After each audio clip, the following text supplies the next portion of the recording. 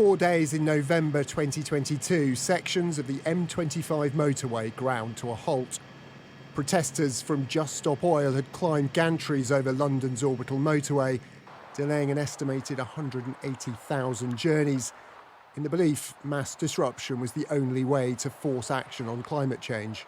I can have a much greater impact if I take up in civil disobedience. Impacts work both ways. This week, 6 of the 58 Just Stop Oil protesters arrested on the M25 arrived at court for sentencing.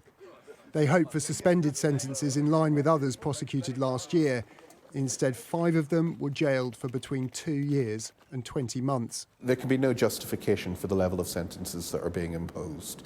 These are sentences which have traditionally been reserved for violent offences. And in the UK, we've always said that no matter what the protest, even if it is disruptive, you get credit for it being non-violent. Those delayed on the M25 might not agree or care. But rioters in Bristol in 2021 were jailed for 2 years for violent disorder and criminal damage. Yet earlier this month, Louise Lancaster, seen here during a non-violent road protest, was jailed for 4 years for her role in planning the M25 shutdown, alongside 4 other Just Stop Oil activists.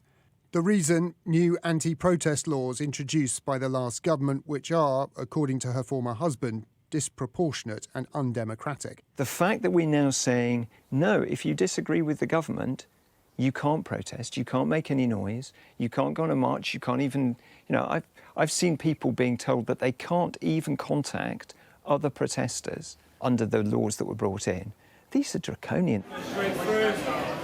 In the face of coordinated disruption, like Just Stop Oil's protests at airports this summer, a deterrent is needed, according to the last government's advisor on political violence. Prison sentences, though they are somewhat a surprise and they are long, send the message that actually there are consequences for the behaviour of extreme activists.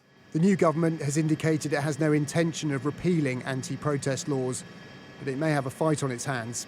Lawyers for Just Stop Oil intend to appeal the sentences, one that could make its way to the European Court of Human Rights. Tom Clark, Sky News.